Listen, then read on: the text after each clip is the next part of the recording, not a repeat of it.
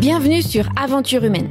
Nous sommes Laura Lepers et Gaël Aymar, entrepreneurs humanistes et cofondateurs de Podcast Mania, studio de production et créateurs de la formation À vous les studios. Notre mission, diffuser des ondes positives. Avec Aventure Humaine, nous souhaitons donner la parole aux aventuriers et aventurières de la vie que nous rencontrons sur notre parcours d'entrepreneur. Quel que soit leur métier, restaurateurs, explorateurs, doula, architectes, avocats et tant d'autres, ces aventuriers ont tous des points communs. Ils mettent du sens dans leur démarche et leurs projets de vie. Entreprennent ou intraprennent naturellement et avec conviction. Ils évoluent grâce à un entourage de qualité et partagent des valeurs humaines et environnementales fortes. Comme le disait si bien Gandhi, le secret du bonheur, c'est l'alignement entre ce que vous pensez, ce que vous dites et ce que vous faites. Notre mission à la fin de chaque épisode est de t'inspirer, te montrer que tout est vraiment possible, surtout quand on est aligné et bien entouré. Si le podcast d'Aventure Humaine t'est utile et t'inspire, l'occasion de le soutenir et d'en parler sur tes réseaux sociaux. On se fera un plaisir de partager tes précieux retours. Enfin, tu peux aussi le noter 5 étoiles, le commenter sur Apple Podcast ou sur notre site internet aventurehumaine.fr. Bonne écoute et surtout prends un max de plaisir avec cette nouvelle conversation.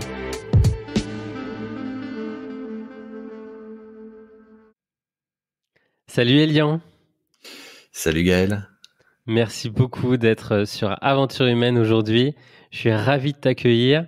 On va parler artisan, on va parler plomberie, on va parler mobilité urbaine et on va parler aussi, je pense, développement en tant qu'entrepreneur. Donc une superbe conversation. Première petite question pour ne pas trop en dire. Est-ce que tu peux te présenter, s'il te plaît?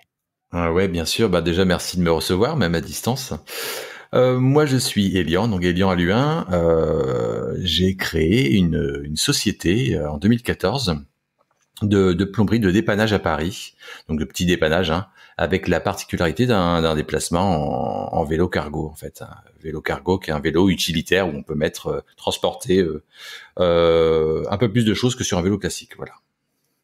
Et du coup, là, je fais ça depuis 7 ans et l'activité, a priori, prospère, quoi. On va voir tout ça. Ouais. Mais donc, j'imagine, ou en tout cas, j'ai lu parce que, alors, j'ai découvert l'aventure de ton aventure cyclo-plombier dans un livre qui s'appelle Les Nouveaux Artisans de Magali Perruccini. Je mettrai les liens dans les notes et j'ai vraiment adoré ce côté de réinventer ces métiers d'art, ces métiers du bâtiment que j'aime beaucoup. Là, tu viens complètement c'est même pas le disrupter, c'est revenir à la base. Avec ce côté très très branding, très on te reconnaît, ou en tout cas on te regarde quand tu passes dans la rue.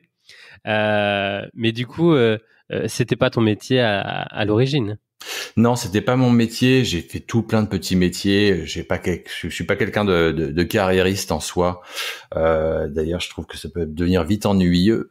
Mais l'idée justement de pouvoir faire plein de petits boulots, d'avoir eu plein d'expériences, je trouve ça super enrichissant. Du coup, ouais, je suis passé de commercial à barman, en passant par vendeur en design. J'ai fait de la menuiserie alu. Je faisais pas mal de choses aussi de mes mains, quoi.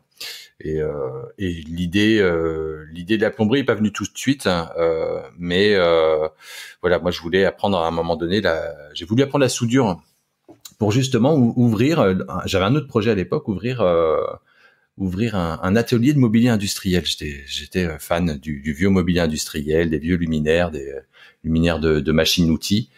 Et je me suis dit, tiens, il faudrait que tu apprennes la soudure pour justement rajouter une corde à ton arc, puisque je rénovais pas mal de luminaires. L'idée de pouvoir en réparer aussi pouvait être pas mal. Du coup, j'ai tout arrêté. À l'époque, je travaillais dans le design. J'ai tout arrêté. Je me suis inscrit en tant que surveillant dans un lycée professionnel à Bagnolet, le lycée Eugène Hénaff. Et ils dispensaient là-bas des cours de plomberie. et donc forcément des cours de soudure. Mais l'idée, c'était pas du tout de faire de la plomberie, quoi. Et de fil en aiguille, du coup, je me suis un petit peu intégré dans les ateliers. On me voyait pas souvent dans les couloirs du lycée, mais plutôt dans les ateliers, toujours un peu fourré avec les élèves. Bah, du coup, à bricoler, à souder, à braser. Et les profs m'ont vite dit, bah écoute, inscris-toi à l'examen, même en candidat libre, et puis nous on t'apprend les rudiments de la plomberie, et au moins ça te fera un bagage en plus, quoi. Mais pas forcément dans l'objectif de travailler justement dans ce métier-là. Mais je me suis dit, au moins ça fait un bagage. On tente l'aventure, une nouvelle corde à son arc. Ouais, exactement, quoi. Ce sera toujours ça de prix. C'est comme comme tous les petits boulots que j'ai pu faire, quoi. J'en rajoute encore un, et puis on sait jamais. Ça peut, en cas de coup dur, au moins je sais le faire, quoi. Et tous ces petits boulots, ces expériences, c'était sur Paris déjà? Non, pas du tout. Moi, je viens de la Bretagne. Je viens du centre Bretagne, du côté de Carhaix. Carhaix, pour ceux qui connaissent pas, c'est là où il y a le grand festival des Vieilles Charrues, qui j'espère reprendra cette année ou l'année prochaine. Et donc ouais, je viens de Carhaix et je suis arrivé sur Paris il y a une quinzaine d'années. Voilà, par amour. Et voilà, j'ai fait 3-4 petits boulots et surtout pas mal de bars de nuit. J'ai servi dans les bars de nuit, puis voilà, ça dure un moment et puis après c'est très fatigant et c'est pas adapté forcément à une vie de famille, voilà. Je comprends. Et donc une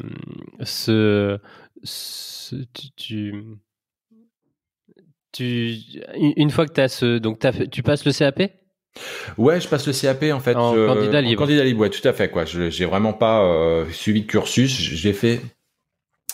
Je crois que j'ai appris la plomberie pendant un an, mais en fait tous les vendredis, normalement j'étais censé être en congé. Je travaillais 4 jours par semaine en tant que surveillant, et le vendredi c'était congé. Et en fait je le prenais quand même pour aller au lycée et venir apprendre. Donc un jour par semaine, voilà. Normalement, le cursus, c'est 5 jours par semaine. Moi, j'ai fait 1 jour par semaine. Et ça m'allait. J'avais en tout cas les prédispositions pour, tu vois, apprendre ce métier. Et au final, je me suis inscrit en candidat libre. Et puis, bah, je l'ai passé. J'ai eu 17 sur 20 à l'examen. Bravo. Ouais, j'étais très content, ouais. C'est là où on voit quand même que quand il y a une vraie motivation, une vraie envie, ça change de passer avec un petit peu de désintéressement des fois à 15 ans, 16 ans, ce diplôme, ça change tout, quoi. Ouais, exactement. Et c'est vrai que c'est un peu malheureux des fois quand on voit que des enfants ou des jeunes ont été mis là comme une voie un peu d'une voie de garage, quoi, et qui ne soient pas sensibilisés plus au métier justement, alors que c'est un métier, on en aura toujours besoin.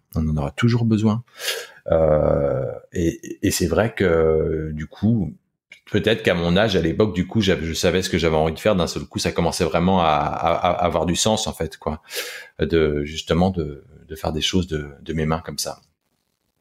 Et donc, comment tu décides en ayant ce diplôme et qu'est-ce qui se passe dans le laps de temps entre le diplôme et le numéro SIRET?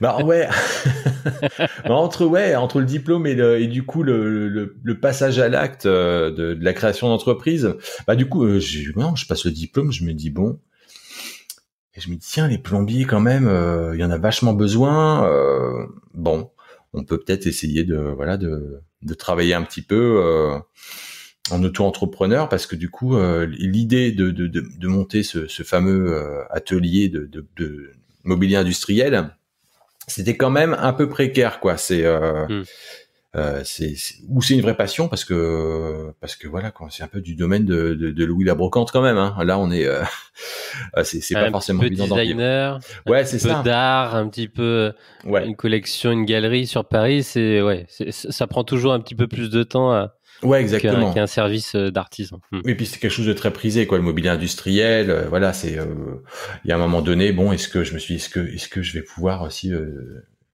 subvenir aux besoins familiaux en termes de financiers, quoi.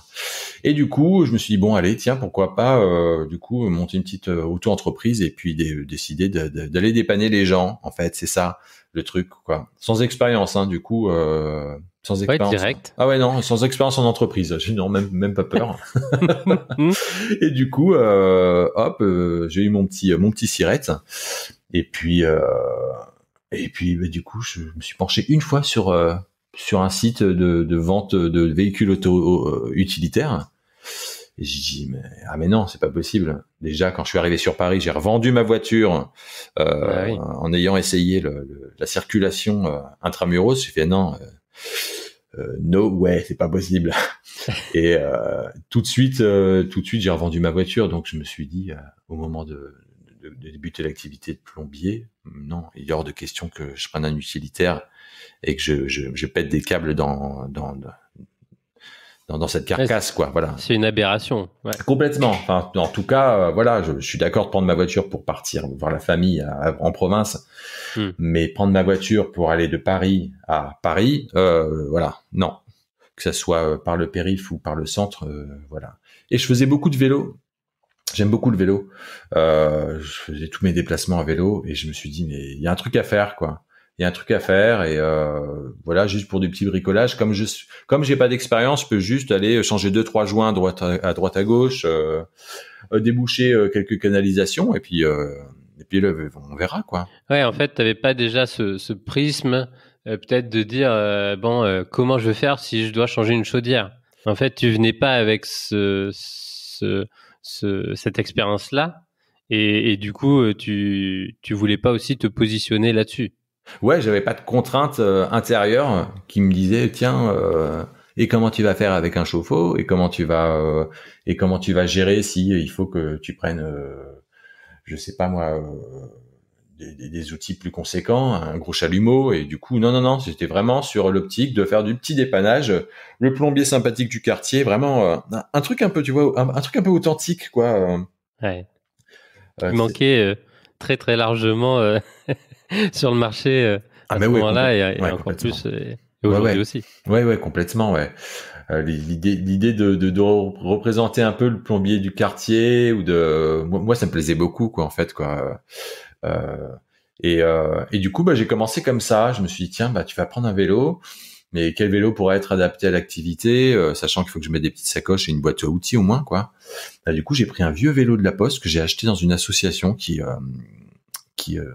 révisait les vieux vélos qui récupéraient. Un vieux gitane jaune là avec un petit panier à l'avant et un porte-bagages à l'arrière. J'ai acheté 2 sacoches, quelques outils et puis j'ai commencé comme ça.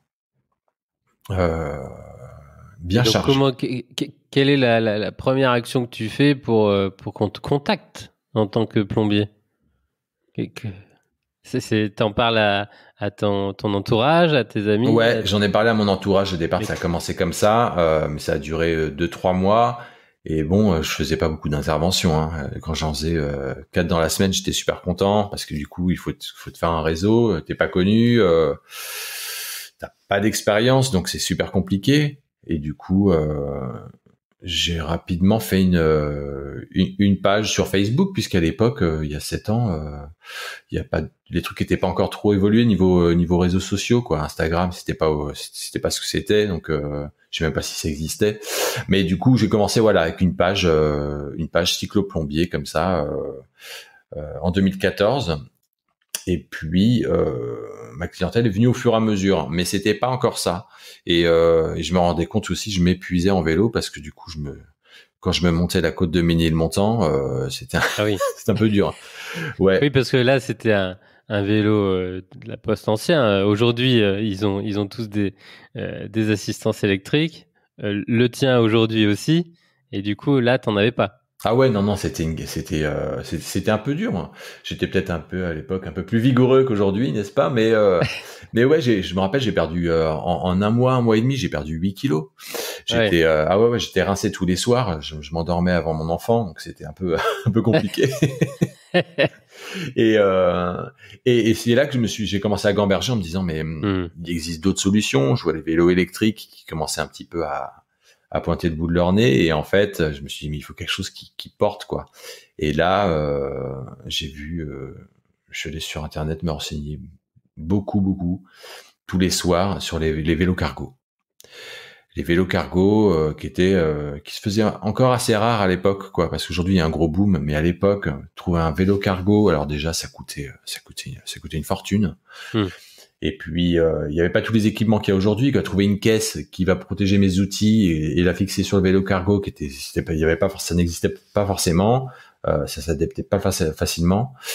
Et du coup j'ai cherché, quoi, et au gré de mes pérégrinations sur internet, j'ai fini par trouver le modèle qui m'intéressait, un modèle hollandais à l'époque. Ouais. C'est ce que j'allais dire. Ouais. c'est là où il y a toute l'expérience et l'historique, ouais, exactement. L'historique des fabricants, ouais. Ah ouais, non mais eux, oui, là on peut pas là-dessus, on peut pas les avoir, hein, les Hollandais. Je pense que ils ont une sacrée expérience sur ce terrain-là.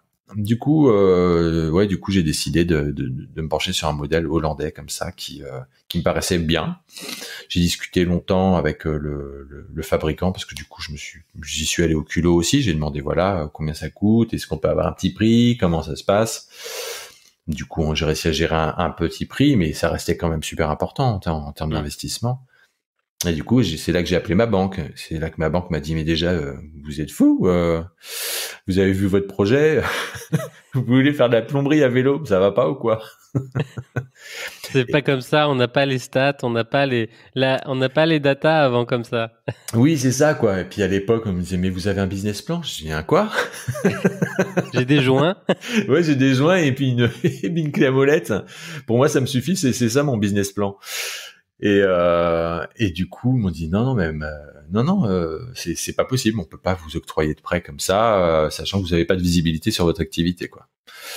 Alors j'ai essayé de pleurer, j'ai essayé de crier, j'ai tout essayé, hein, mais elle n'a jamais voulu, cette chère conseillère, ce que je peux comprendre, hein, ils veulent pas prendre de risques, mais bon. Du coup, ça encourageait pas j'étais un peu en colère, ça encourageait pas l'entrepreneuriat, quoi. Oui. Et donc, comment t'as fait? J'ai fait appel au financement participatif. Je me suis dit comment trouver une solution pour du coup arriver à me payer mon vélo, parce que j'étais ça y est, j'avais passé l'étape où j'avais décidé d'acheter mon vélo de toute façon. Donc il fallait que juste trouver la solution, quoi. Voilà. Je pouvais pas faire autrement, je pouvais pas aller en arrière. Quand j'ai décidé un truc, de toute façon, absolument que je trouve le moyen. Et du coup, comme on dit si bien en anglais, le crowdfunding sur un site, sur Ulule, qui existe toujours là, et du coup, je me suis renseigné comment faire, comment ça se passe. Alors, c'est pas évident, c'est un vrai travail, hein, de pouvoir organiser une campagne de financement. Ça se prépare. Ouais, ça se prépare, et puis même le pendant, et puis l'après, ça va un peu mieux. Mais c'est sport, quoi. Mais j'avais encore un petit peu de temps du coup pour l'organiser, parce que du coup, j'avais pas non plus une clientèle de dingue. Et voilà, j'ai organisé cette campagne. Et ça a super bien marché. Ouais, ça a super bien marché. Et ce qui est génial, au-delà du financement, de l'argent que ça représente, com. Ouais, la com, c'est ça exactement. Je me suis construit une petite communauté de clients qui étaient déjà prêts à utiliser mes services. Donc ça faisait une petite centaine de personnes quand même qui avaient participé au projet. Soit des clients, soit même peut-être des prospects, ou en tout cas des personnes qui ne connaissaient pas le projet ou ton existence et qui oui, c'est ça, exactement. Ouais, qui en sont arrivés à ok, bon peut-être que je te fais une précommande d'une prochaine intervention. Ouais, c'est ça en fait. Il y avait alors à l'époque je donnais il y avait des contreparties avec des goodies, des choses comme ça, mais c'est vrai qu'il y avait pas mal de gens qui donnaient aussi sans contrepartie, il y avait une vraie sympathie pour le projet, et en disant on t'encourage à y aller, quoi. Et c'est ça aussi qui m'a mis un petit peu qui m'a mis le coup de boost, quoi, le coup de starter. Et donc tu prépares parce que on voit aussi tout à l'heure, je parlais de ton branding, le nom, les couleurs, le logo, on voit qu'il y a évidemment tout est réfléchi, tout est bien travaillé, bien harmonieux. Tu l'as prévu et tu l'as fait à ce moment-là, justement pour la campagne? Non, c'est venu au fur et à mesure. Il y avait déjà ce premier logo qu'un copain illustrateur de mon frère m'avait fait, parce que du coup on cherchait une idée, un truc un petit peu qui reste un petit peu dans la tête comme ça. Le nom s'est trouvé en même temps, mais du coup, l'idée de pouvoir représenter, par exemple, sur ce logo qui représente à la fois un guidon et de part et d'autre, voilà, deux robinets, quoi. Ouais. Tout bêtement, hein, les gens des fois voient un guidon et puis il y a des gens qui voient juste des robinets, mais ils voient pas forcément les deux. On voulait que ça reste vraiment quoi, un truc un petit peu représentatif comme ça. Et après, il y a eu l'idée du rouge justement, mais moi j'aime bien le rouge parce qu'en fait, on retient cette couleur en fait quoi, beaucoup. Elle a un petit caractère d'urgence. J'ai pas voulu mettre du bleu comme beaucoup d'entreprises de plomberie le font quoi. Comme Ce fameux Super Mario. Ouais, oui, voilà, plutôt comme c'est vrai, ouais. Ah ouais, il y a souvent aussi cette comparaison avec Super Mario, quoi. Mais je suis pas encore super fan de la moustache, donc. Ouais. Mais ouais, Non, voilà. mais donc c'est un univers assez travaillé, en tout cas qui projette. Et donc voilà, sympathie, page Facebook et une bonne campagne à la clé, quoi. Ouais, exactement. Et puis du coup, la campagne a fonctionné. Hein. Du coup, je sais plus combien à l'époque, mais c'était déjà 5 000 € un vélo comme ça, quoi. J'étais tellement heureux quand je l'ai reçu. Donc tu l'as commandé, en gros, quand tu as eu l'idée, quand tu l'as trouvé, quand tu as décidé de l'acheter, en fait, tu l'as eu combien de temps après? 2, 3, 4 mois après? Non, c'était assez rapide. Remarque, ouais, si, c'était 2-3 mois, je crois. Parce que peut-être que quand même le temps de préparer et de faire la campagne. Ouais, ouais, parce que ça avait démarré, je crois, fin janvier 2015 et c'était tout le mois de février, quoi. Je crois qu'elle durait 35 jours la campagne, un truc comme ça. Ok. Et je crois que je l'ai eu au début du printemps, le vélo, quoi. On avait fait ça à la Rotonde à Stalingrad, c'était très joli. Parce que du coup j'ai invité tous les contributeurs à venir participer à un petit pot quoi, boire un petit coup autour du vélo, voir un peu à quoi ils ont contribué et puis rassurer mes futurs prospects, n'est-ce pas? Et non, c'était très très agréable, ça m'a bien boosté et puis du coup il était tout noir, je l'ai brandé justement, marqué sur la caisse et puis à partir de ce moment-là je me suis fait remarquer aussi parce que c'est un engin quand même qu'on remarque dans la rue, quoi. Ouais. Ouais, en gros, à chaque intervention, tu crées ta publicité automatiquement et le bouche à oreille fait le reste. Ouais, exactement. C'est une vitrine mobile, le truc. En fait, tu t'arrêtes à un feu rouge, tu distribues des cartes, en fait. Ah, mais c'est quoi? Puis les gens posent des questions parce que ça les intéresse aussi, peut-être pour leur propre usage. Et puis tu repars, les gens te voient, en fait, te remarquent sur un engin pareil. Donc forcément, puis ça attise la sympathie aussi. Grave. Ouais. Toi, t'es content quand il y a un feu rouge, en fait. Ah, grave, ouais. Même si on dit que les cyclistes sont réputés pour griller les feux rouges. Non, je suis content quand il y a des feux rouges, ouais, parce que du coup, les gens s'arrêtent et regardent. On voit le regard des gens, c'est rigolo. Même encore aujourd'hui, hein. Même encore aujourd'hui, quoi. Je vois les personnes que j'ai embauchées aujourd'hui me disent, Elian, dès qu'on s'arrête, les gens ils posent des questions sur le vélo, sur l'activité, comment vous faites. Je dis ouais, non, mais c'est bien, ça continue comme ça et ça attire le regard et puis du coup, et puis ça favorise l'échange aussi, c'est formidable. Ah, tu m'étonnes. Ouais. Et donc là, tu as un super matériel. Tu peux mettre un peu plus d'outils peut-être. Ouais. Et du coup, tu peux anticiper, tu peux proposer un peu plus de services. Ouais, exactement, quoi. D'un seul coup, j'étais capable de mettre un WC complet dans mon vélo cargo avec l'outillage qui va avec et de venir changer un WC chez mon client. Donc d'un seul coup, tu fais des prestations du coup ouais, tu augmentes forcément ton panier moyen sur une journée. Donc c'est formidable. D'un seul coup, tu ouvres le champ des possibles à beaucoup plus de prestations.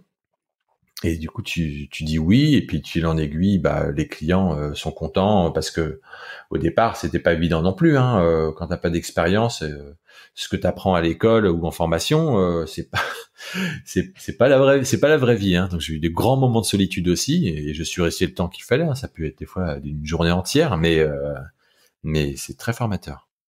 Donc et justement dans ces moments-là, est-ce que tu avais quelques collègues, quelques personnes sur lesquelles tu pouvais peut-être quand même demander conseil, te reposer, ou en fait tu testais, tu réessayais, tu réitérais tout seul tant que tu n'avais pas réparer et trouver la solution, tu restais, tu recommençais.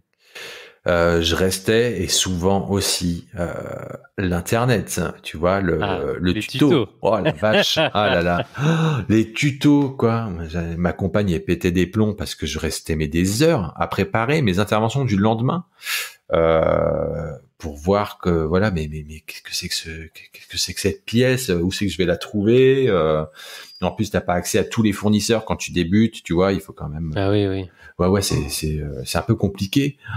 Je passais des heures sur Internet au final, mais ça me passionnait aussi, quoi. Il y avait un truc vraiment qui me passionnait, de comprendre pour comment ça marche, et du coup, après d'essayer par toi-même. Mais généralement, ça marche pas comme sur Internet quand c'est toi qui le fais et que tu commences. C'est sûr. Donc ouais. Après j'ai pris le temps, je suis resté le temps qu'il fallait, et c'est ce qu'on fait toujours aujourd'hui. Hein. On prend le temps de le faire, et justement, on limite aussi les interventions.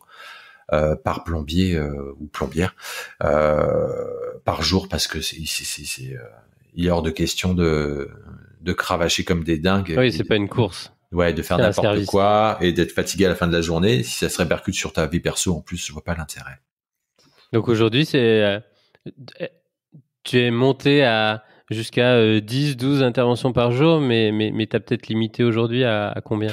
Ouais, à l'époque, ouais, j'ai monté, le maximum que j'ai pu faire, c'était 11 ou 12, ouais. Mais on n'est pas très, on devient pas très agréable le soir quand on rentre à la maison. Oui. Donc voilà, je vois pas l'intérêt il y a vraiment aucun, il y a rien à gagner, quoi.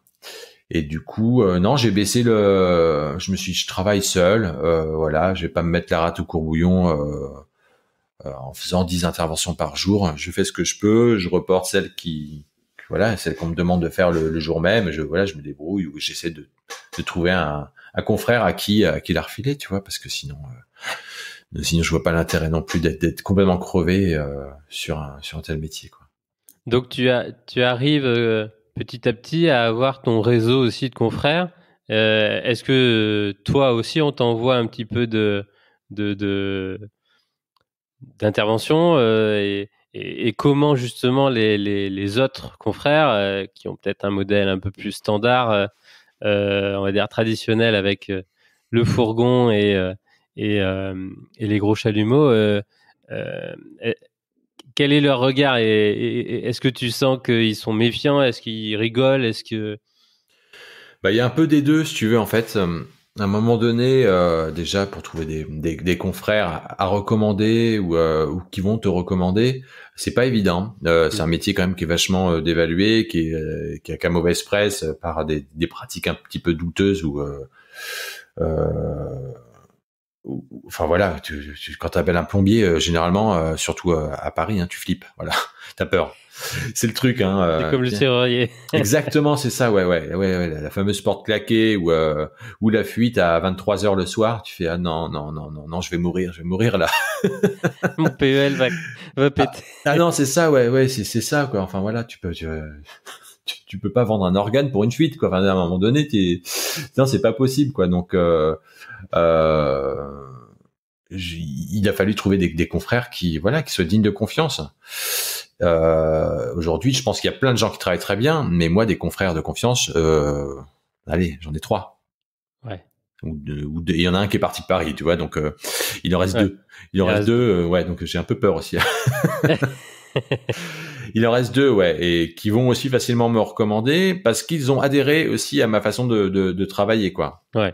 Après, c'est sur le moyen terme, long terme que ça se construit, ça. Oui, exactement, ouais, c'est ça. Après, quand je croise des confrères maintenant chez les fournisseurs et tout, généralement ils sont dubitatifs un peu, et puis en fait ils viennent me poser des questions. On me dit mais c'est vraiment pas con ce que t'as fait, quoi. Parce que franchement, pour le dépannage, mais comment tu fais pour les gros chantiers? Je dis justement, je ne fais que du dépannage et de la petite installation.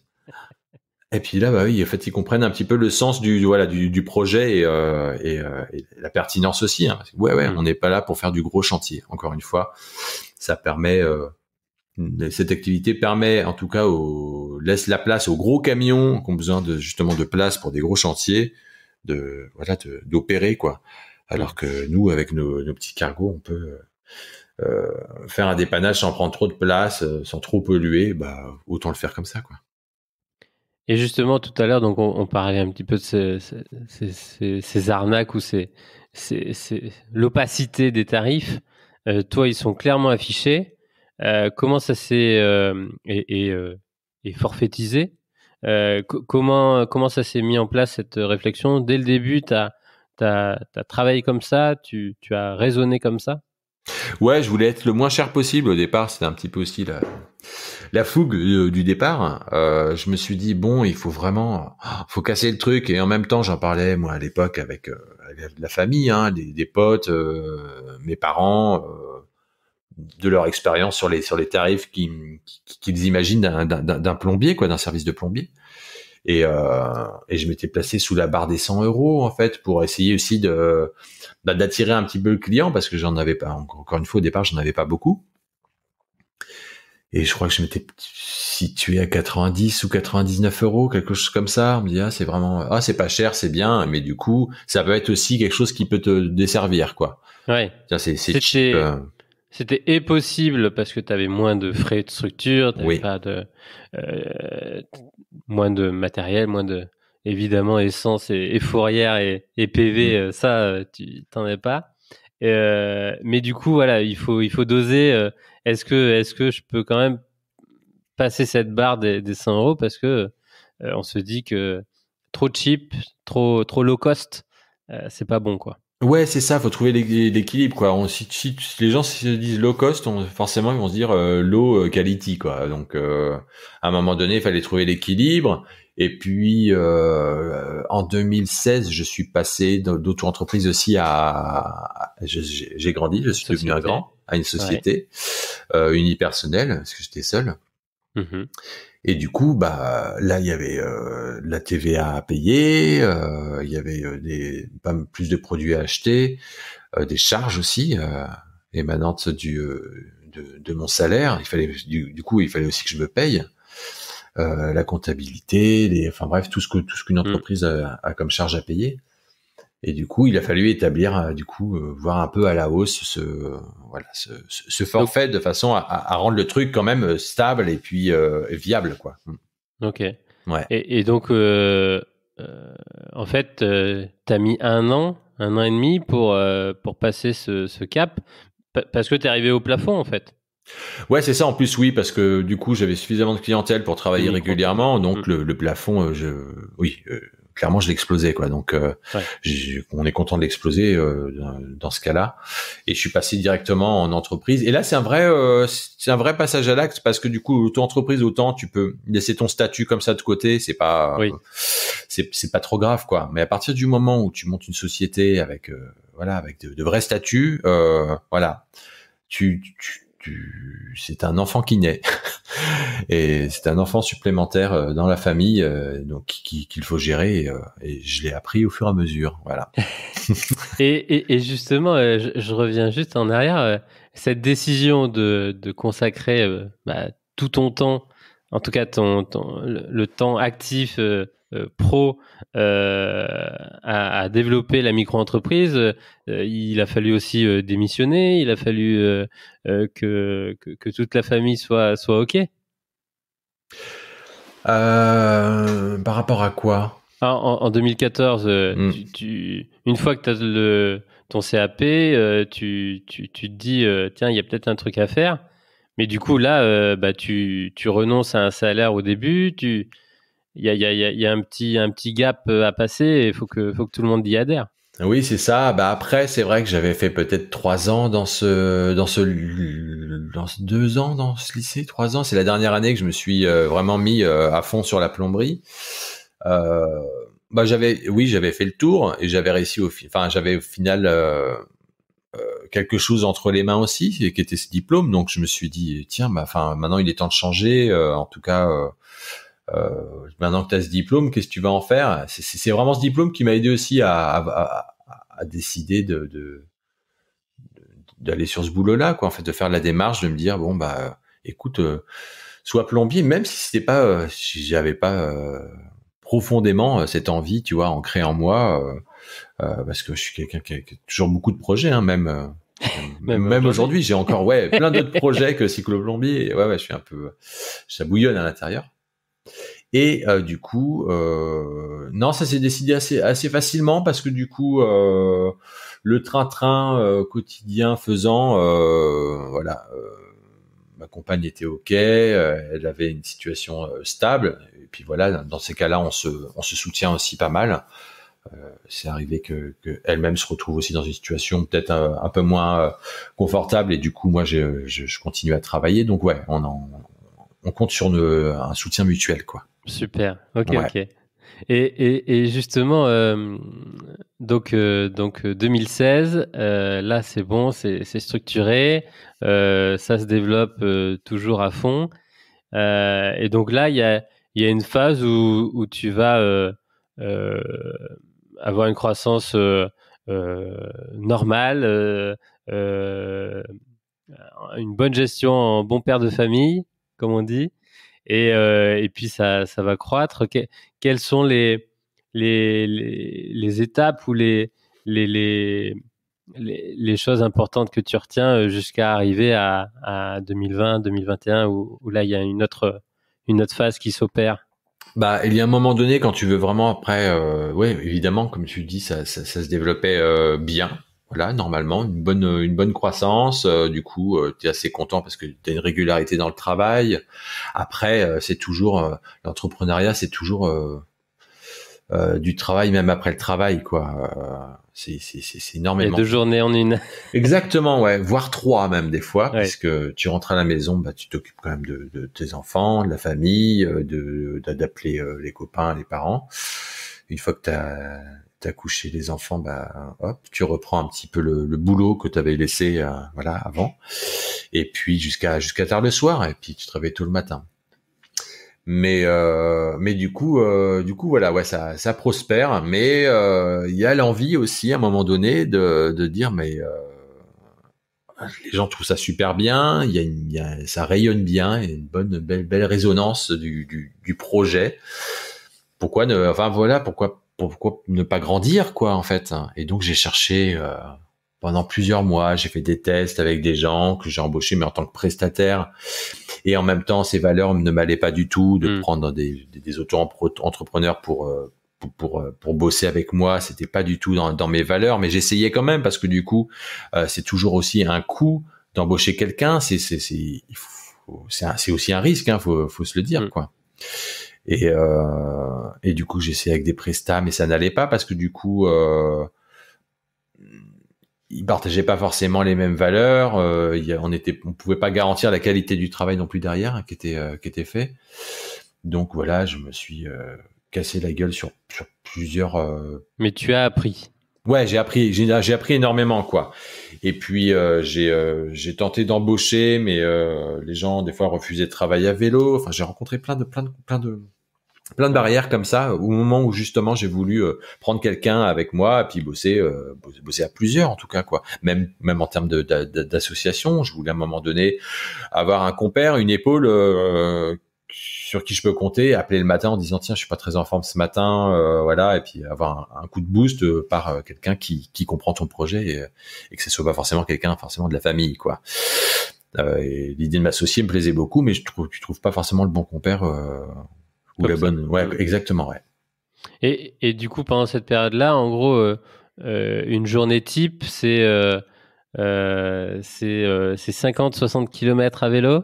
Ouais, c'est ça à peu près, ouais, 50-60. À l'époque même, hein, je faisais des bornes. En plus, je remplissais mon vélo, mais à ras la gueule, parce que je sais pas pourquoi, ce besoin toujours de se sentir un peu rempli et de partir prêt pour la journée. Et au final, c'est vrai qu'après, j'essaie de rationner un petit peu tout ça, rationaliser tout ça, en préparant juste le nécessaire. Donc, ça demandait une préparation. Un peu plus détaillé, ouais, exactement, ouais, un peu plus détaillé, ouais, effectivement, oui, la veille, généralement, je préparais tout ça la veille, et j'affinais le matin encore s'il fallait.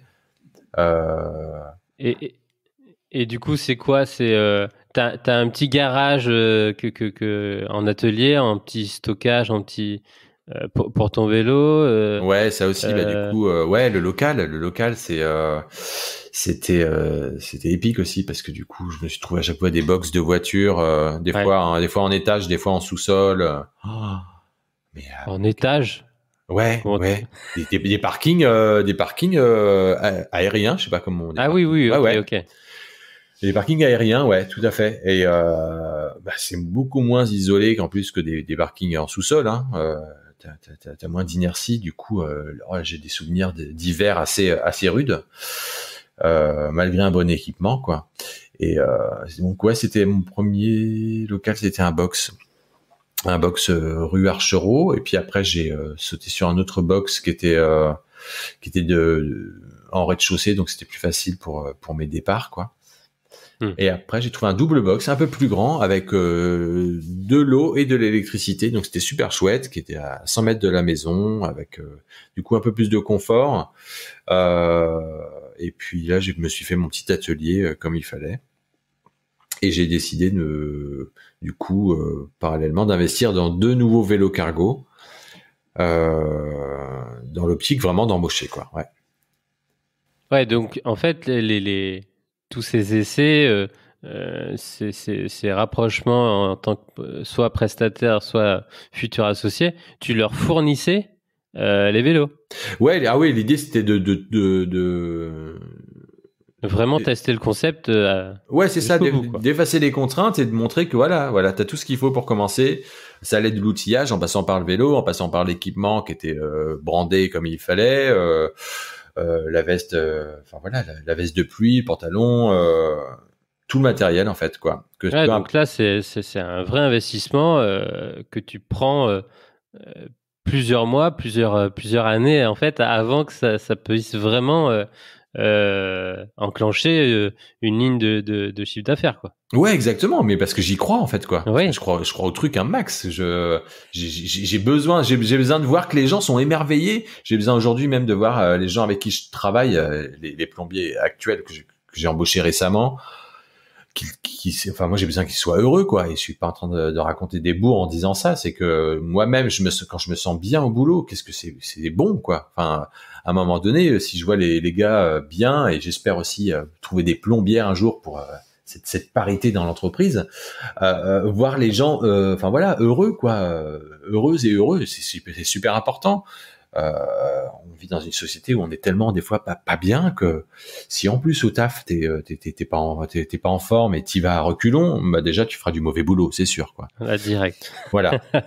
Et si tu fais du mauvais boulot toute la journée, tu reviens chez toi, bah t'es un peu bougon aussi. Donc forcément, pour moi, le bien-être au boulot, c'est super important. Donc je me suis investi et je propose justement aujourd'hui, de toute façon, j'embauche. Je veux embaucher maintenant. Je crée de l'emploi, c'est super important. Créer de l'économie, faire marcher un petit peu tout ça, et puis que les gens soient bien. Du coup, qu'ils aient tout le matériel, tu vois. Pour faire le Ouais, faire c'est le un job, vrai quoi. kit. Ouais, C'est pas ça. le kit, Ouais. c'est pas le kit dans les startups avec le mug Non. et le stylo, mais là c'est un peu plus complet. Ah ouais. Non, mais c'est sûr. Ouais, c'est sûr que c'est pas le même kit. Et puis même en termes d'outillage, enfin voilà, quoi. Je suis très high tech aujourd'hui. On peut aujourd'hui, il y a du matos qui permet de travailler des trucs j'ai travaillé mes recherches sur la compacité de l'outillage. Bah oui. Plutôt que d'utiliser des gros chalumeaux, maintenant on utilise des sertisseuses qui jointent les tuyaux les uns aux autres, et puis pour plein de choses, pour plein d'autres outils en fait, quoi, tu vois. Et c'est comme le vélo, quoi. Du coup, j'ai acheté une marque là danoise. Ces vélos sont formidables, et avec une nouvelle boîte à outils qui se fixe dessus. Et c'est génial parce que tu mets tout le matériel dedans, c'est encore plus de gueule, et puis les gens qui bossent dessus sont ravis, quoi. Et donc justement, tu fais cet investissement dans ces kits vraiment sur mesure pour l'activité. Donc en quoi, 2017, 2018? Ouais, quelque chose comme ça, 2018, je dirais, ouais. Et en fait, tu as pu embaucher donc 2 personnes en 2020 ou 2021? En 2021, ouais. En 2021. Ouais, donc c'était pas longtemps. Qu'est-ce qui se passe pendant donc tu fais ces tests-là. Quel est le déclic? Tu trouves un associé, tu trouves quelqu'un pour épauler ce développement d'une manière plus fluide qui te convient? Ouais, exactement. Ça vient d'une rencontre en fait, mais en fait, j'ai toujours vachement compté sur les rencontres. J'ai l'impression qu'il y a des La fois, magie de la vie. ouais, il y a pas de hasard, ou en tout cas, le hasard fait bien les choses, comme dirait l'autre. Mais il y a un vrai, je sais pas. Les rencontres, c'est super important pour moi, et je crois même à chaque fois que j'ai pu faire des interventions chez des gens, qu'il va se passer un truc. Un truc sympa, ouais.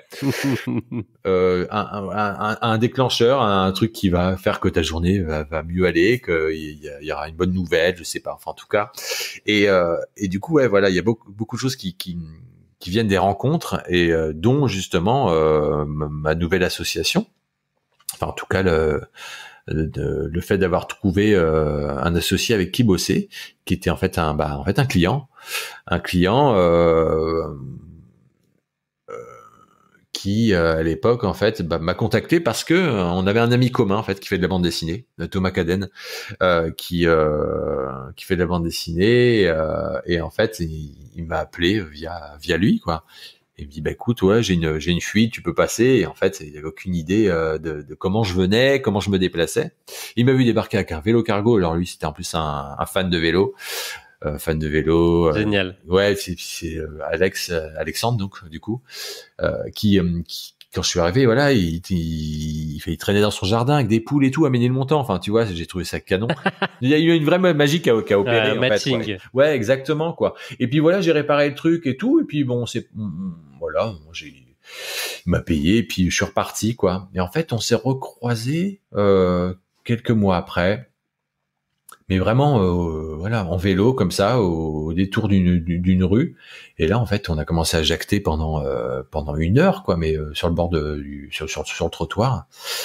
Et puis encore une fois, on a renforcé un peu cette sympathie qu'on avait l'un pour l'autre. On a trouvé ça génial. Enfin, en tout cas, moi j'ai trouvé ça génial. Je pense que lui aussi, puisque les valeurs communes. Et ouais, exactement, les valeurs communes. Vision. Quoi. Ouais. Exactement. Et puis en fait, bah du coup, il m'a montré un petit peu sa boîte, Upian, du coup, une boîte de production qui fait aussi pas mal de web, qui fait du graphisme, du design, des choses très très jolies, des choses très pertinentes avec des valeurs qui sont quand même bien ancrées. Et puis lui, il vient de l'internet, mais depuis il fait de l'internet, mais avant l'internet, Alexandre. Donc c'est c'est il est un peu pionnier aussi dans son truc, quoi, et principalement dans le web documentaire, quoi. Ouais, documentaire engagé, positif à impact, quoi. Ouais, exactement, ouais. Via du coup son activité, et du coup voilà, il a quand même pas mal d'employés aujourd'hui, plus d'une vingtaine, je crois. Et puis voilà, il s'occupe de gros sites, donc voilà, il est bien ancré. Et puis en fait, il voulait à un moment donné mais moi j'aimerais bien faire partie de ton projet. Et puis voilà, je dis tiens, pourquoi pas. J'étais un peu frileux parce que ça fait à la fois t'as envie de t'associer, oui, et à la fois ça peut faire peur aussi, quoi. Mais heureusement, tu l'as fait. Les fondations, elles étaient là. Le projet, il était suffisamment ancré.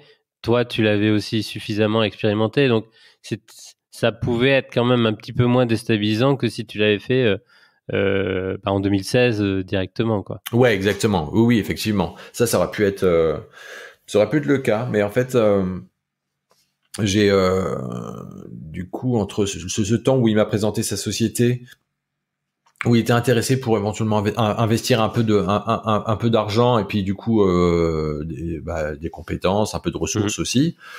Il s'est passé quelques mois parce que moi il a fallu à un moment donné que je réfléchisse, et puis en fait c'est un peu disparu du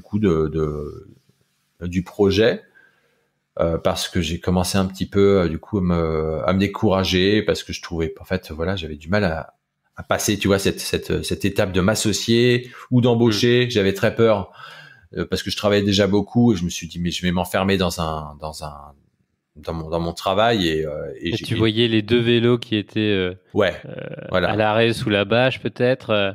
Oui, que moi-même j'avais investi, parce qu'au final la banque avait accepté de me faire un prêt. En plus, oui, les banques c'est toujours compliqué, quoi. Mais du coup, j'ai investi de mon argent perso dans ma boîte. ce qui fait que j'avais investi dans 2 vélos, enfin 3 vélos complets au final, parce que je m'en suis fait piquer un l'année dernière, donc Oh là là. oui, mais c'est une belle aventure au final. Voilà, encore une fois, il n'y a pas de hasard. Ça se trouve, Mais comment on peut te voler quelque chose qui se repère aussi facilement? Je ne sais pas. Tu sais, moi aujourd'hui, Oh là là. plus rien ne m'étonne, hein, mais Bon. mais voilà. En tout cas, voilà. Et je me suis dit, bon là, il faut que je fasse quelque chose. Il faut que je passe à l'acte. Il faut faire un truc. J'ai failli abandonner vraiment, hein, dire bon, je lâche la boîte là. Je sais, je veux retourner.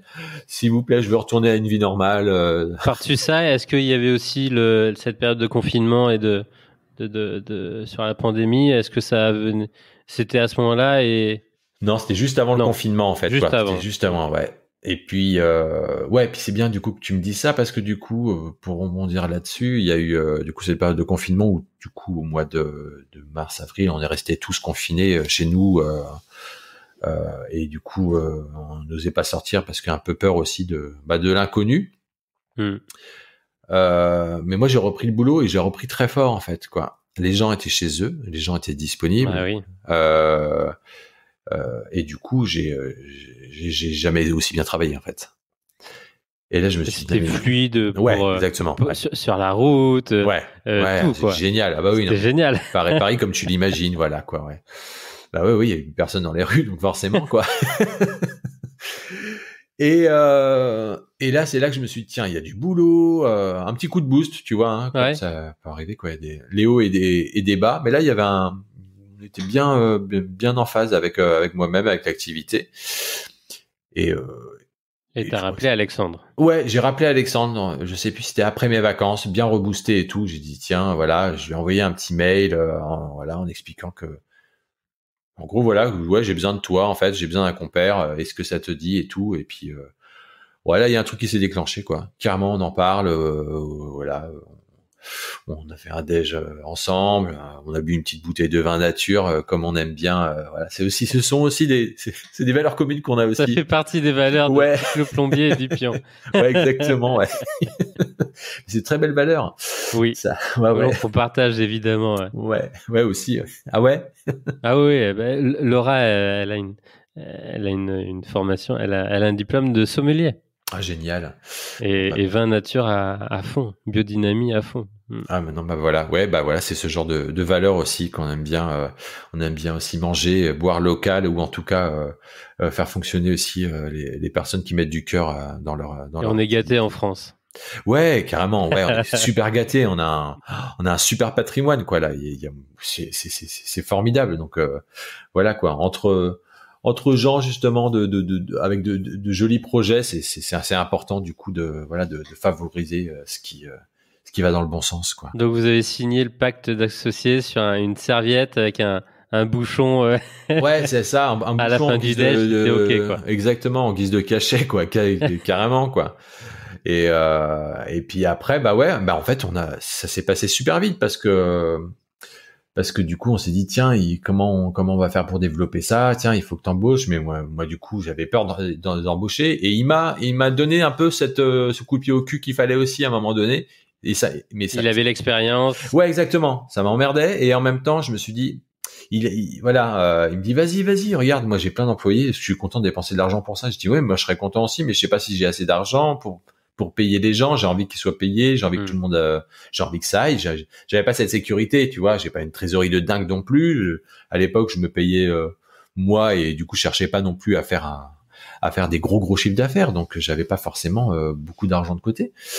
Et il m'a dit non, vas-y quoi. Et en fait, je pense que c'est une très belle chose qui m'est arrivée de rencontrer Alexandre et du coup, toute sa clique aussi, la clique du Pian, parce que c'est des gens qui bossent super bien, enfin voilà quoi, on n'est pas dans un cadre de travail classique du tout, et forcément qu'on se rejoignait sur plein de trucs. Donc j'ai fini par dire bon ok, voilà les gens qui m'ont contacté, qui ont candidaté. Il y avait Romain que j'ai embauché en premier au mois de février, le 8 février exactement, qui lui avait déjà candidaté au mois d'août, tu vois, de l'année dernière.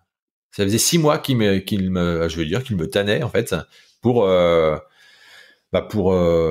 rejoindre l'aventure. En fait. Ouais, exactement, en fait. Et toi, il y avait pas la bande passante à ce moment-là, donc. Ouais, j'ai dit, je sais pas, je suis en train de m'associer, peut-être, ouais. Enfin, j'étais pas franc du collier, je savais pas du tout, je voulais, et puis, encore une fois, j'étais méfiant. C'est vrai que c'est un autre métier, hein, d'embaucher des gens et tout, mais, Ah oui, manager, tout ça, à gérer. Ouais. Et non, et du coup, Romain, pendant 6 mois, ouais, il a pas arrêté, il revenait à la charge, hein. Bon, c'est un militaire aussi, hein, qui était chez les chasseurs. Donc en reconversion. Ouais, exactement, ouais. Et donc par exemple, donc j'imagine qu'il a passé un CAP, et il l'a passé il y a quelques mois, comme toi, ou un petit peu quand même avant. Le CAP, il l'a passé il y a 3 ans, je crois, quelque chose comme ça. D'accord, donc il a quand même une première expérience. Ouais, il avait l'expérience, déjà, il avait l'expérience d'une entreprise, donc voilà, ouais, et puis il avait beaucoup de dépannage, il a fait aussi pas mal de rénovations, même dans des offices HLM, à changer des radiateurs à la volée, là, changer 50 dans la journée. Enfin voilà, il a fait un peu l'expérience de tout, quoi, même des trucs pas super sexy à faire, mais voilà, en tout cas, il avait et puis voilà, j'aimais beaucoup la rigueur qui dégageait, quoi, tu vois, et du coup, ce côté-là m'a beaucoup plu, et du coup, j'en ai parlé à Alexandre, et il m'a dit, écoute, viens, on le rencontre, quoi. Et en fait, il m'a regardé, on se regarde, on a un regard avec Alexandre souvent comme ça, avec un petit rictus comme ça, et puis là, on est mort de rire, on fait, ouais, ok, vas-y, c'est bon, on le prend. et là, du coup, je l'ai embauché, on l'a embauché le 8 février, et puis super. Ça tourne super bien avec lui. Et donc, et un deuxième, comment il s'appelle? Simon en mars, avril. Simon, le 1er avril, on l'a embauché. 1er avril. Ouais. Super. Ouais, ça pouvait être un peu du type la blagounette, mais ouais, non, là, on l'a embauché le 1er avril, et puis, c'était une connaissance de Romain, en fait, du coup, c'est assez rigolo. Il y a une bonne ambiance, alors. Ouais, c'est ça. En fait, ils ont travaillé dans la même boîte avant, et en fait, ils avaient tous les deux un truc qu'ils détestaient, c'était les trajets en camion. Ouais. Dans leur ancienne boîte, quoi, où ça se passait bien, mais sauf que les trajets en camion, on leur foutait en l'air leur journée. Bah ouais. Tu passais de 8 heures de boulot par jour à quasiment 10-11 heures, parce que coincé dans les bouchons, parce que t'étais pas rentré avant 19 heures le soir à la boîte, mais qu'en plus il fallait que toi tu rentres chez toi après. Mais oui, voilà. Donc au final, je pense que tu fais des journées, des semaines qui font 45 à 50 heures facilement, quoi. Donc voilà, c'était un petit peu leur leitmotiv aussi, c'est de rejoindre Cycloplombier, et puis du coup de se déplacer avec ces petits cargos, du coup, qui étaient prêts pour eux, voilà. Donc là, tout était prêt, et au moins tout roule. Les 3 roulent. Ouais. Alors j'ai plusieurs questions là. Justement, comment vous pilotez maintenant tous les deux avec Alexandre la Cycloplombier? J'ai l'impression que il y a vraiment un besoin de le faire intervenir vraiment dans ces étapes qui étaient importantes pour toi. Mais est-ce qu'il y a une fois par mois, une fois par semaine, un point, un déj Ouais, en fait, Alexandre, je dirais qu'il est plutôt là pour la stratégie, que ça soit d'un point de vue économique, d'un point de vue aussi peut-être de l'image aussi, tu vois, de ce côté un petit peu. Je compte vachement sur Alexandre et Upian pour faire de Cycloplombier une marque, une belle marque. Voilà, exactement, ouais, quelque chose vraiment de joli, et là-dessus j'ai entièrement confiance. Alex, ouais, il a une expérience que moi j'ai pas sur l'entrepreneuriat, qui est assez énorme, et du coup je suis en pleine confiance avec lui là-dessus, ce qui fait que justement le moindre doute que j'ai, il est capable de répondre justement à ces doutes, aux questions que je peux avoir sur l'entrepreneuriat et ses difficultés. Et ça c'est un luxe génial. Enfin c'est un luxe pour moi, quoi. Tu vois. Ah, tu m'étonnes. Et du coup on fait un point généralement. On s'appelle un peu n'importe quand. Surtout que dernièrement là, pour justement se dire tiens, on va racheter 2 vélos, on va réembaucher, puisque du coup ça y est, en fait on nous a chauffé, ça y est, là on veut embaucher encore, quoi. Ah bah, c'est c'est là-dessus que j'allais venir. À peine les deux sont repartis que dans le garage, dans l'atelier, il y a un petit peu de place et faut mettre des cycloplombiers partout, là. Bah, dans l'atelier, finalement, il n'y a plus beaucoup de place dans cet atelier, puisque du coup, c'était quand même réservé à moi seul au départ, et j'ai pu mettre 2-3 cargos dedans, mais au final, c'est vrai que c'est un double box dans un sous-sol qui fait 27 mètres carrés. À 3, ça commence à faire un peu serré, plus tout le matériel. Et ouais, du coup, on s'est bien chauffé en se disant, tiens, on a embauché Romain, on a embauché Simon, il faut qu'on trouve des femmes plombières, on aimerait beaucoup. C'est un peu rare, mais voilà, on s'est donné un peu ce défi aussi. On aimerait embaucher 4 à 5 personnes de plus, dont une en administratif en fait à mes côtés, parce que moi, j'ai quitté un peu le terrain. Mais comment faire pour financer tout ça, des nouveaux vélos et puis l'entrée dans de nouveaux locaux, parce que du coup on a trouvé via la mairie un local qui nous plaît beaucoup et a priori voilà, tous les signaux sont ouverts pour notre entrée dans ce local qui est plus central du coup, puisque moi je suis dans le 19e à Paris. Ok, 19, ouais. Ouais, et là il serait du côté de République, voilà. Donc dans le 10... Dans le 11e là, ouais. 11e. Ouais. Pas loin de la rue Folie-Méricourt. Et donc de 27 mètres carrés, vous pourriez passer à combien? Un peu plus de 150. Ouais. Okay. Ouais, avec une cave, donc on arrive à, je sais plus, enfin 180, je crois que c'était 190 mètres carrés avec la cave. Donc voilà. Très important la cave, hein, je comprends. Ah oui, ouais. T'as tout deviné. Et donc encore une fois, donc vraiment une vraie accélération, un vrai développement, mais totalement géré et bien aligné. Et donc vous vous êtes dit ça avait bien marché au début quand tu t'es lancé. Donc là, deuxième campagne. Ouais, deuxième campagne de crowdfunding. En fait, c'est tombé comme ça. On s'est dit, tiens, est-ce qu'on fait faire appel à des investisseurs, mais est-ce qu'on n'aurait pas envie en même temps d'inverser les flux financiers, de se dire, bien, on n'a pas envie de faire appel aux banques, on n'a pas envie de rentrer dans une logique encore un peu trop capitaliste, tu vois, un truc un peu trop lié à l'argent, bien que voilà, on en ait besoin pour le développement. Mais du coup, l'idée qu'on a eue, c'est de faire participer les gens, et que ces gens qui participent soient les gens qui feront appel aussi à notre service au final. Et du coup, les contreparties, c'est juste des préventes d'intervention. C'est de l'activité. Exactement. Simplement. De prochaines fuites, quoi. Ouais, exactement, de prochaines fuites, d'un petit chantier, voilà. Et du coup, il y a pas mal de gens puisque c'est en ce moment là, c'est jusqu'au 23 mai là la campagne, donc ça marche plutôt bien. On a dépassé les 50%, on est à 52, 53. On cherche 35 000 euros, voilà, 35 000 euros pour l'entrée dans le local, parce que c'est quand même un sacré investissement, il y a pas mal de travaux à faire, à racheter de nouveaux cargos et tout l'outillage qui va avec un petit peu de bureautique aussi. Et tout ça va nous permettre de vachement rayonner sur tout Paris en fait, puisque l'idée de partir du centre en fait, c'est de pouvoir aussi couvrir une plus grosse partie de la capitale.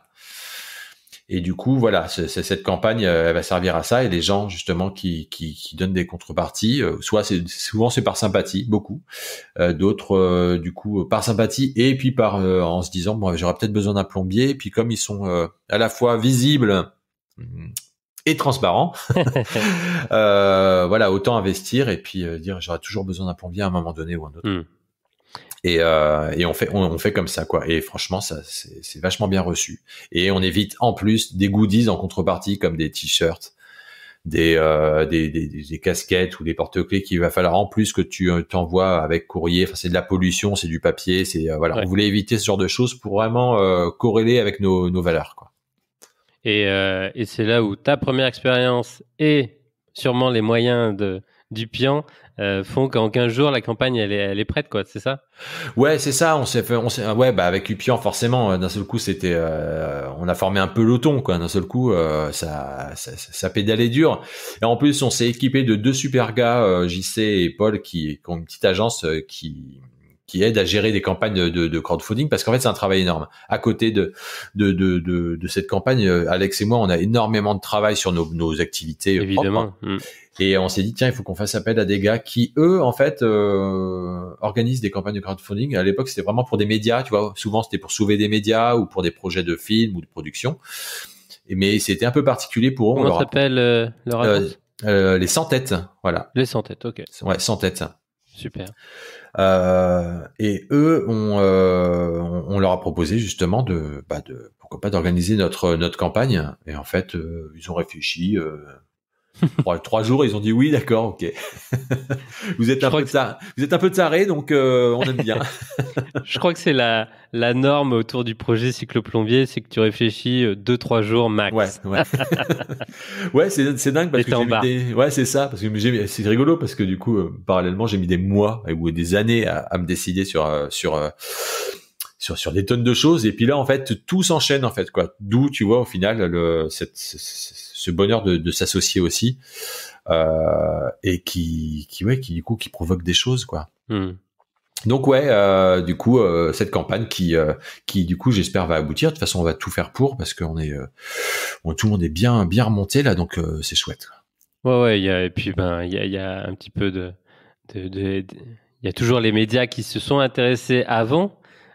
Déjà, et qui sont là encore à nouveau. Tu me racontais ça un petit peu en off.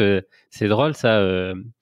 Il y a un journaliste qui t'avait contacté en 2014-2015 et qui a repris contact avec toi en ce moment pour suivre la campagne, quoi. Oui, je me rappelle. C'est Fabrice Pouliquin, un journaliste chez 20 minutes, tu vois, qui m'avait contacté comme ça, en fait, en me disant, mais comment vous faites avec votre matériel, tout ça. Et à l'époque, j'avais mon petit vélo jaune de la Poste, tu vois. C'était vraiment au tout début. Ouais. Et puis j'avais une demi-page quand même dans le 20 minutes, tu vois. C'est vachement lu le 20 minutes dans le métro à l'époque. Enfin voilà, même en ligne et tout, quoi. Donc j'étais ravi de ça. Ça m'avait fait une bonne pub aussi. Et c'est rigolo parce que du coup, ce Fabrice Pouliquin m'a rappelé là pendant la campagne de crowdfunding, en fait, quoi. Et comme il y a un gros boom des vélos et que lui est un petit peu spécialiste de la mobilité, du coup il s'est dit, tiens, je vais refaire un petit rebond avec Elian, je vais le rappeler. Et du coup on s'est rappelé, et il a trouvé ça rigolo qu'aujourd'hui il y ait 2 salariés, qu'on veuille acheter d'autres vélos cargo, qu'on continue, que l'activité se passe plutôt bien. Et du coup, il a refait un papier dans 20 minutes. Il y a 2 semaines, quoi. Voilà, ouais. Donc, en termes de presse et de médias, on est assez content. Et d'ailleurs, on voudrait essayer de passer, ça va être dur, mais exclusivement par la presse, par ce genre par des médias pour faire un peu de notre publicité, quoi. On n'a pas forcément envie de faire une grosse publicité payante, tu vois. Mais vous avez le projet vous avez le projet, vous avez l'expérience et les valeurs pour. Ça intéresse énormément et tu vois, nous on le voit aussi. On est très friands de ces aventures qui sont alignées, qui sont pleines de sens. Et je pense que les journalistes ou les médias traditionnels, traditionnels, ils sont à la recherche de ça. Ah oui, non, mais complètement, quoi. Puis on a une ligne un peu directive comme ça qui fait que de toute façon, je crois qu'on peut pas aller autrement. Et puis on peut pas non plus nier nos valeurs. On est en train de témoigner de valeurs de transparence aussi, et on peut pas aller à côté de ça. On n'a pas envie dans tous les cas, quoi. Que ça soit dans la façon dont on communique, dont on embauche, dont ça se passe sur le terrain avec les employés, si on a envie de faire bénéficier à tout le monde des gains de l'entreprise, si ça se passe bien économiquement, tout le monde en profitera. Il y a pas de raison, que forcément ça soit les initiateurs du truc qui en profitent, comme sur une entreprise un peu plus classique ou des trucs de start-up aussi, quoi. Tu vois, moi, je me considère pas comme start-up, Souvent, il y a des journalistes de presse qui parlent de start-up, mais pas du tout, quoi. Start-up, non. Ça monte très vite dans les tours. Moi, ça fait 7 ans, Donc, ouais, on a pris le temps, et je crois que c'est ça qui fait aussi un peu le truc, quoi. Non, artisan et valoriser l'artisanat. Ouais, c'est ça. Ouais. Et puis d'un point de vue local aussi, quoi. Tu vois, vraiment travailler sur le lien côté social, sociétal, ce truc d'avoir justement de se parler un peu, quoi, et de pas forcément être coincé au boulot comme ça, de s'ouvrir un maximum, quoi. Ouais. Et dans les prochaines années, il y aura des cycloplombiers à Partout. Lyon, Bordeaux, Marseille. Ouais, ouais, on aimerait bien, ouais, bah dans les villes cyclables où ça peut s'y prêter, quoi. Ouais, Lyon, ça me plairait beaucoup. Strasbourg aussi, Nantes, Bordeaux aussi, ouais. Pourquoi pas Montpellier. Lille, ouais. Lille aussi, ouais. C'est parce que du coup, tout est vachement facilité aussi pour le vélo, quoi, en termes de mobilité aujourd'hui. Hein. Même à Paris, je suis super content de ces infras là qui sont en train de changer. Même si ça crée beaucoup de débats, ces fameuses Corona-pistes, on a euh, une vraie chance de pouvoir mieux circuler à vélo en tout cas. Donc voilà, le but c'est de s'étendre sur d'autres villes, mais vraiment en tout cas de pouvoir faire de Paris une ville pilote. Et pourquoi pas de faire, tu vois, des franchises sociales, c'est-à-dire du coup des espèces de succursales comme ça, tenues par des personnes qui veulent s'investir dans le projet. Et les aider justement à développer cycloplombier dans la ville où ils seront, quoi. Ouais, ouais. Et puis vous avez l'opportunité aussi de mutualiser évidemment toute l'expérience, les moyens. Est-ce que vous développez un petit peu de, je sais pas,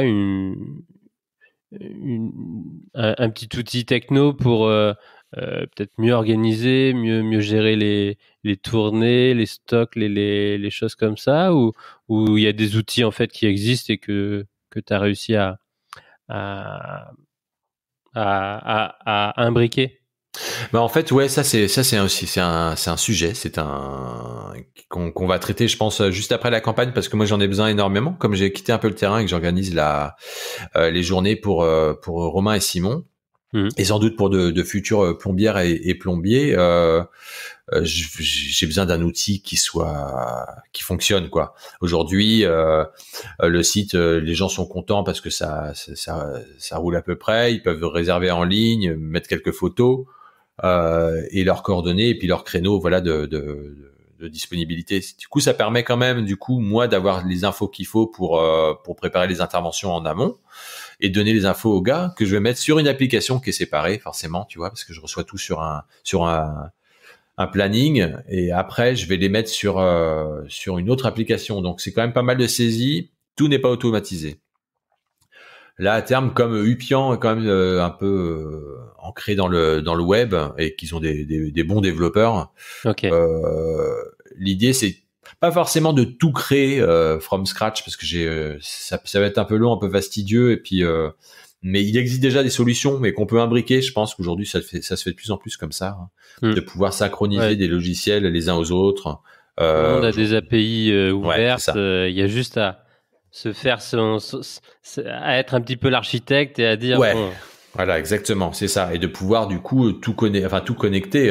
Moi, je suis pour ce genre d'outils. Quand ça fonctionne bien, on gagne un temps de dingue et on peut s'appliquer à faire des choses, d'être moins derrière son ordinateur aussi, quoi. Tu vois. Donc ouais, ça va être ça va être dans le projet. Forcément, ça demande un peu d'investissement aussi parce que on va refaire une petite refonte du site quand même Ouais. pour justement travailler encore sur l'image, sur l'ergonomie aussi. L'expérience client, c'est super important. On voudrait le mettre en bilingue aussi. Il y a une grosse communauté anglophone à Paris, donc et souvent les personnes qui parlent Ouais. uniquement anglais se retrouvent souvent piégées face à des gens qui sont peu scrupuleux aussi. Ça arrive. Ah oui. Ouais, j'en entends beaucoup parler. Ça, c'est des retours d'expérience que j'ai depuis que je fais ça à Paris. Et puis, pourquoi pas travailler sur l'accessibilité aussi pour les personnes handicapées. Enfin voilà, il y a tout un tas de choses qu'on voudrait mettre en place à ce niveau-là aussi, quoi. Et du coup, d'un point de vue du site, voilà, en front comme ça, et puis comment dire, dans notre organisation aussi, quoi, sur le back office, quoi. Ok. Ouais, vraiment très très riche en projets, en axes. On voit beaucoup d'avantages donc à utiliser les vélos. quels sont peut-être les quelques inconvénients? Est-ce que tu as des péripéties ou des anecdotes quand même est-ce que ça peut tomber en panne? Est-ce que c'est voilà. Est-ce qu'il y a des petites choses quand même désagréables? Ouais, évidemment. Désagréable, non. Ça peut être un peu gênant. On a eu des péripéties la semaine dernière, en fait. C'est assez récent, mais en fait, ça se passe, je sais pas, ce genre de gros pépins techniques, ça se passe une fois l'année, quoi. Enfin, et souvent, ça se passe, voilà, ça enchaîne, quoi. Lundi dernier, ouais, c'est ça, ouais. Lundi dernier, Romain, ouais, non, mais grave, ouais, c'est complètement dingue. On se dit là aussi, ouais, il n'y a pas de hasard. Et lundi dernier, ouais, Romain qui crève son pneu avant, alors sur des cargos qui des fois avec le pilote pèse 200 kilos, voilà, il faut, bon là on change on change la chambre à air, c'est pas grave, il repart, il a tout le matériel nécessaire dans le cargo, quoi. Mais 200 mètres après, il y a la chaîne qui casse, quoi, tu vois. On n'avait pas forcément prévu de chaîne parce que genre ces cargos-là en 2 ans, ça n'a jamais lâché. Bon, ça arrive comme ça, quoi. Donc, on a dû attendre un réparateur de vélo à vélo. Tu sais, il y en a de plus en plus à Paris justement qui viennent réparer du coup les vélos avec leur ouais, c'est chouette, quoi. Mais bon, ils ont tellement de demandes que du coup, Romain a attendu quand même près de 3 heures. Donc, Simon a pris le relais sur ses interventions parce qu'il avait fini un peu avant. Donc ça, c'était chouette. Il est venu quand même lui donner un coup de main. Ça aussi, c'est chouette de voir ce genre de réaction entre collègues. Et du coup, et c'est Simon le lendemain qui a eu aussi un pépin, un pépin technique, quoi. Tu vois que le noyau dur prend bien forme, ouais, et que ça va être chouette de développer avec celui-ci, quoi. Ouais, j'ai le sentiment que c'est des petites, Simon et Romain aussi sont des petites racines comme ça qui ont aidé aussi vraiment à planter voilà le bon le tronc qu'il faut, quoi, avec moi et Alex en plus, et puis et Upian. Voilà, non, je suis très content de ça. Et puis voilà, il y a une espèce de solidarité qu'elle a aussi, quoi, un soutien mutuel qui est pas forcément qu'on se dit pas, mais un vrai ressenti là-dessus, quoi. Du coup, voilà, et du coup pour revenir sur les problèmes techniques, après voilà, Simon a eu un problème le lendemain, et au final, moi avec l'expérience, du coup j'ai réparé moi-même les vélos, et c'est reparti, quoi. Et mais l'idée, encore une fois aussi, de cette campagne de financement et de ce besoin en financement, c'est de pouvoir financer d'autres vélos cargo et de se dire, tiens, j'ai un petit en backup, j'ai déjà un qui est là, quoi. Voilà. Et que comme on voulait aussi acheter une remorque, l'idée d'avoir un truc qui est complètement à plat, c'est de pouvoir aussi dire, tiens, appeler quelqu'un qui sera à l'atelier, qui pourra venir chercher le vélo ou en ramener un autre, pourquoi pas, tu vois, et puis et que le plombier remet tout son matos dedans et qu'il reparte en intervention, quoi. Un truc fluide, ouais, tu vois. Ouais. Voilà. Et ouais, super. Et justement, tout ce matériel, est-ce que tu penses à un moment qu'en France, il y a des fabricants ou des ateliers qui peut-être actuellement déjà travaillent dessus ou développent du matériel comme ça, ou tu penses là dans les 3, 4, 5 prochaines années, en fait, il n'y a pas besoin de chercher, c'est les Hollandais ou les Danois qui sont les meilleurs? Ah non, là ça a explosé le boom, là il y a même une marque française, la 12 Cycle, il y a qui officie, en plus eux ils sont du côté de Beaune, il y a du bon vin là-bas aussi, ouais. Oui. Toujours une petite référence. Qui font des vélos cargo, il y a pas mal. Ouais, il y a aussi Illy qui est à Nantes, qui fait des magnifiques triporteurs. Pour le coup, je crois que eux, c'est les seuls. Alors, il s'est pas donné, mais c'est les seuls à faire en tout cas des triporteurs qui sont entièrement faits en France. Les cadres sont faits en France à la main, quoi. Beaucoup, en fait, aujourd'hui, proposent des vélos cargo qui souvent sont fabriqués à Taïwan parce que voilà, on est incapable, nous les Français aujourd'hui, de produire autant en masse, et vu la demande qu'il y a aussi, hein, des cadres de vélo cargo. Alors, mais il y a un petit, j'ai l'impression que la vapeur commence à s'inverser parce qu'il y a des entreprises qui commencent à vraiment à faire eux-mêmes leurs cadres. Ouais.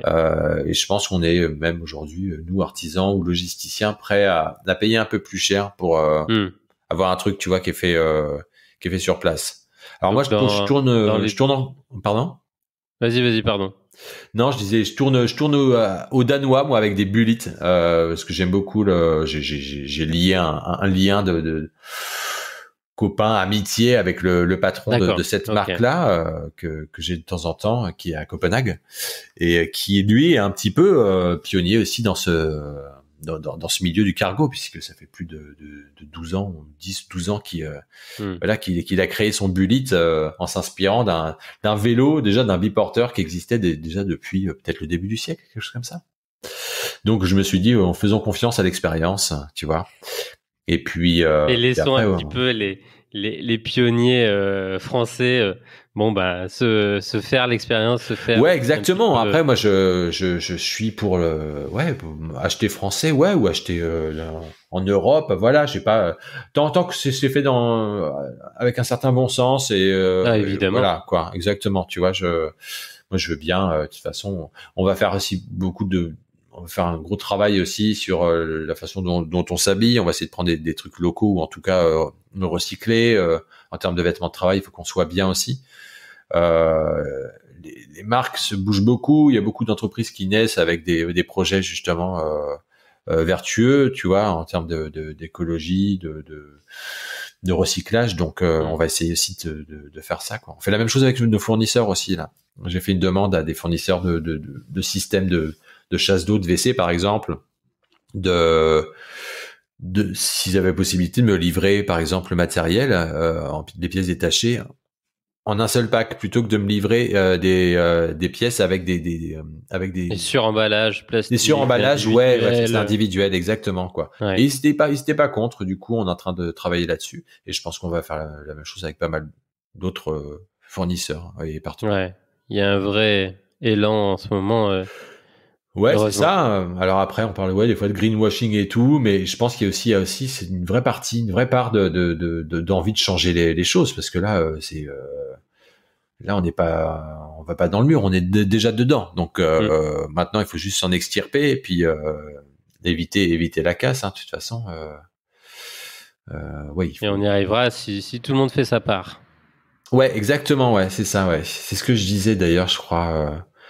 À un moment donné dans le livre de Magali des nouveaux artisans là, j'ai un peu comme à l'époque je voulais faire juste ma part en fait, c'est-à-dire voilà, un point sur mon activité de plombier un peu écolo à l'époque, de dire je suis un peu comme le colibri qui essaie d'éteindre cet incendie dans la forêt. Il va chercher un peu d'eau avec son bec et puis il essaie d'éteindre le feu et puis tous ses copains animaux lui disent que ça sert à rien ce que tu fais. Il me dit oui, mais au moins je fais ma part, quoi. Voilà. Donc bougez-vous. Ouais, c'est ça. J'aimais bien dire ça. Ouais, bougez-vous en fait, quoi. Et je pense que même en donnant des idées à nos fournisseurs qui sont des gros fournisseurs, tu vois, enfin des gros groupes souvent, quoi.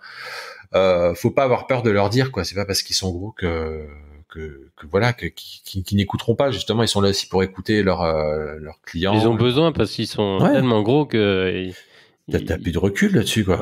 Ouais. Et justement dans les nouveaux artisans, tu dis que tu voulais bien faire et faire bien et faire du bien, pardon.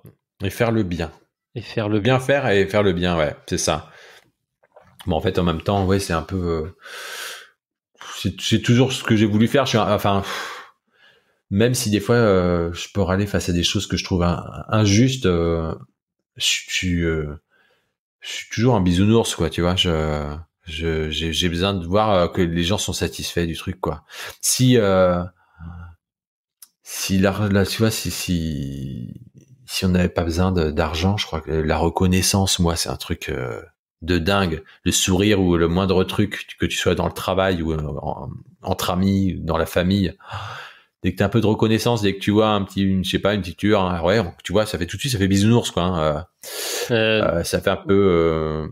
Oui et non, parce que on fonctionne quand même. On a besoin de ça pour nous humains, pour grandir, pour vivre. On en a besoin. En tout cas, moi, c'est un peu mon essence, quoi. Et puis j'ai pas besoin forcément qu'elle soit montrée, qu'elle soit.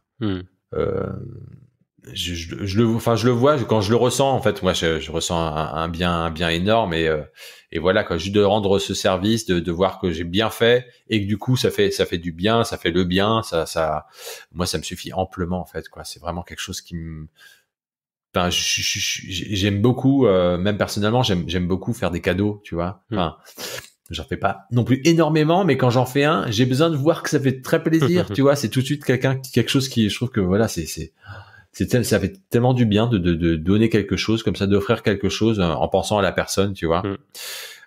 Et au travail, je pense que c'est la même chose, quoi. Si t'es satisfait quand tu vois le client qui est soulagé parce qu'il était, enfin voilà, quoi. Il dit mais je vais jamais m'en sortir, il y a de l'eau partout, ou comment je vais faire sans eau chaude. Pourtant c'est très matériel aussi, hein. Au final, on peut faire très bien sans eau chaude, mais quand on a réparé le truc et les clients ils sont là, mais c'est génial, mais c'est super, quoi. C'est vrai que on est content de voir le plombier arriver, mais on est content de le voir repartir aussi, quoi, tu vois. Mais ouais.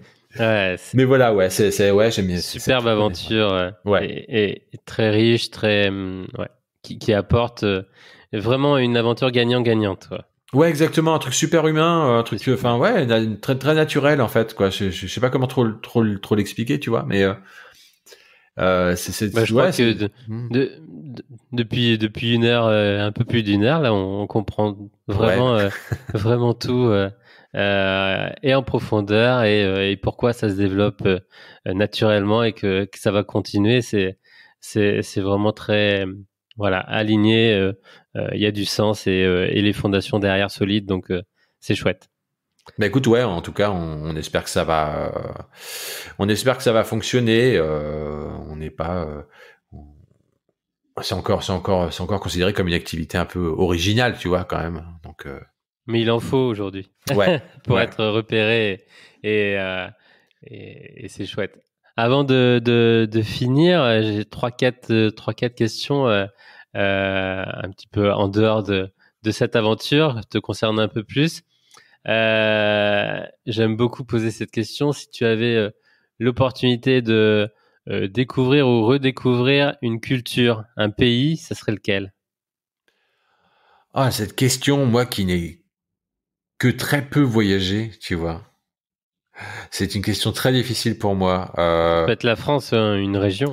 Bah en fait, c'est marrant parce que je pense souvent à la France, étant donné que souvent on voyage à tort et à travers, une sacrée pollution aussi, hein, même si j'ai envie de voir des pays que je n'ai jamais vus, comme à peu près tous les pays, l'Amérique ou l'Amérique du Sud, ou l'Asie, ou le Japon, ou l'Australie, ça m'étonne toujours. Mais en fait, je trouve qu'on a sans être trop chauvin, hein, mais on a une telle richesse en France.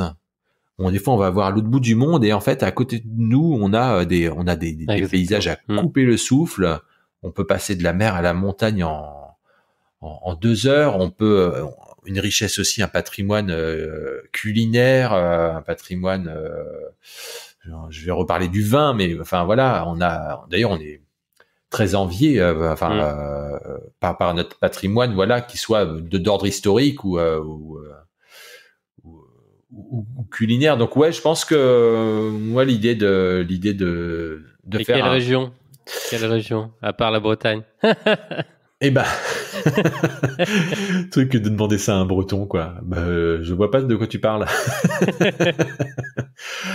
Quelle région? Moi j'aimerais beaucoup, je suis pas forcément attiré par le sud, mais moi j'aimerais bien découvrir la région centre, tout ce qui est Bourgogne aussi, tu vois.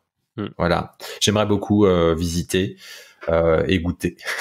Moi, j'ai habité 3 ans à Nuit-Saint-Georges. Ah ouais, d'accord. Ouais. Donc je connais très bien. Donc ouais, peut-être ces coins de France que je connais pas en fait, et je pense que on est beaucoup à ne pas connaître la France, et elle a tellement à apporter, c'est trop beau, quoi. Donc ouais, je pense que je ferai la France, quoi, et je pense que je m'ennuierai pas. Ah, ça c'est sûr. Ouais. Je te rejoins. Je connais bien un petit peu tout. J'ai fait pas mal, et j'étais très content de développer une activité avant qui me faisait déplacer en France, à droite à gauche, au fur et à mesure des chantiers et des projets. Donc ouais, très très belle richesse. Eh ben écoute, ouais, c'est vrai qu'en même temps, si à un moment donné, le travail me permet un peu d'alléger mon emploi du temps, si le développement se passe bien, je te cache pas que je prendrais bien un vélo, partir peut-être même en famille en vélo et aller commencer à me faire des petits trips comme ça en France. Et là, du coup, là, tu prends vraiment, c'est vraiment du bon usage de la lenteur et de voir les paysages, pas forcément derrière une Ouais. vitre ou un pare-brise, tu vois, mais vraiment prendre le temps et ce genre de choses me plairait beaucoup, ouais. Ouais, super. Est-ce que tu aurais une ressource à nous partager? Livre, film, expo, musique, qui t'inspire, qui te plaît particulièrement? Donc rien à voir forcément avec l'activité, mais Pas forcément. Non. moi il y a un artiste que je suis depuis longtemps qui fait de la musique électronique, qui vit dans un monde, je pense, il fait de la musique très onirique en fait, de son nom Erwan Castex en fait, et de son pseudo de scène, il s'appelle Rhône, R-O-N-E en fait quoi. Et c'est une musique qui me prend au trip, mais depuis 10 ans maintenant en fait quoi. C'est une musique que je peux écouter sans me lasser. Il va de surprise en surprise. C'est un artiste qui est vraiment complet, qui a su aussi faire venir beaucoup de talents autour de lui. Enfin, j'ai pas trop de mots parce que moi je ressens beaucoup d'émotions en écoutant sa musique. Bah, il faut ouais, qu'on c'est écoute. ça. Exactement. Et voilà, j'ai connu cet artiste grâce à son morceau Bye Bye Macadam en fait. Voilà. Okay. Et c'est un artiste que j'aime beaucoup car il est complet et au-delà de la musique électronique, il est également un vrai musicien quoi. Ok, super. Voilà. J'irai écouter et on mettra le lien. Si tu avais un bouton no limit devant toi, qu'est-ce qu'il actionnerait? J'avais envie de dire une citerne de vin, mais ça va pas. La cave déjà remplie. Oui. Oh, waouh. Un bouton no limit. Ça veut dire en termes d'abondance ou de. En termes de tout, de projets pour le monde, de projets pour toi, pour la famille, du temps. C'est no limit, entre guillemets, là, pendant 2 minutes. Ah, mais moi, nos limites, moi, il y a un truc, j'aimerais bien appuyer sur un bouton et qu'on rééquilibre un petit peu les richesses dans le monde, tu vois, vraiment rééquilibrer un petit peu tout ça. Il y a des gens qui gagnent des milliards, mais c'est même, c'est Vertigineux. C'est vertigineux, ouais, et qui ont des projets complètement dingues, mais qui sont pas forcément pour l'humanité des fois. Enfin voilà, je pense à ces gens qui dirigent Amazon, ce genre de trucs qui moi me rendent complètement dingue, mais et au final ont des projets sous couvert de quelque chose de découverte ou de recherche en fait, font des trucs bien. Non, j'ai envie d'appuyer sur ce bouton-là et de dire tiens, on va rééquilibrer quoi. Il y a des gens qui crèvent la dalle et il y a des gens qui savent plus quoi faire de leur argent. Ouais, un bouton qui équilibre, tu sais, qui remet les trucs à niveau, clac, comme ça, quoi, comme les vases communicants, quoi. Voilà, on se retrouve avec un truc qui un petit reset, tu vois. Voilà. Plus sain. Ok. Ouais, exactement. Et puis ça permettrait, je pense, du coup, aussi peut-être d'impacter sur la planète, forcément, quoi. Évidemment. Voilà. Super. Et que tout le monde puisse acheter un vélo cargo ou un vélo électrique pour se déplacer. Ouais, exactement, c'est ça. Tu mettras le temps que tu mettras, mais au moins, voilà, tu seras content et on fera les choses dans le bon sens. Super. Nous, on a lancé le podcast aussi pour laisser une petite trace, laisser un héritage. Du coup, on aime bien clôturer l'émission avec cette question. Est-ce que tu as un petit mot pour ton ou tes enfants? Ah la vache, je m'attendais pas du tout. C'est cadeau. Ah oui, c'est cadeau, mais du coup, je m'attendais pas du tout à ça en fait. Du coup, non, ça met un peu d'émotion un peu dans la voix là, parce que mes enfants, évidemment, nos enfants comptent beaucoup, mais ouais, des mots, j'en ai tout le temps pour mes enfants. C'est mes enfants, c'est Anton, mon grand, qui a 12 ans, qui est au collège en 6e, et Soren qui va avoir 6 ans là le 20 mai. En fait, le mot que j'ai à leur donner, c'est de toute façon, je les aime, ça, et ils le savent. Je pense que je leur dis assez. On ne fait jamais assez de câlins et on dit jamais assez aux gens qu'on les aime. Et c'est important de le dire. Donc voilà, je vous aime les garçons. Et j'aimerais aussi leur dire que j'espère qu'on va pouvoir aussi leur offrir quelque chose. Enfin, même si ça paraît un petit peu comme ça, encore une fois bisounours, mais leur offrir un monde qui est à peu près potable encore, quoi. Tu vois. Pour moi, il faut qu'on montre aux enfants encore qu'il y a de l'espoir, qu'il y a plein de belles choses à faire, quoi. Parce que je trouve que des fois on dépeint un truc qui est pas forcément jojo, quoi, au travers des médias aussi. Mais voilà, quoi. Moi, j'ai envie de leur dire, ne vous inquiétez pas, tout va bien se passer. On est là. Super. Voilà. Merci. Merci beaucoup, Élien. Je t'en prie. Super conversation, super échange, superbe aventure. J'invite tout le monde à les donner et à aller prévoir un petit peu en avance les quelques fuites qui pourraient arriver. Allez sur la page de la campagne et puis Élien vous fera un grand sourire et un beau cadeau en retour. Ouais, exactement, ouais. C'est vrai que moi j'invite aussi du coup à contribuer à cette petite aventure qui, j'espère, du coup deviendra grande, ou en tout cas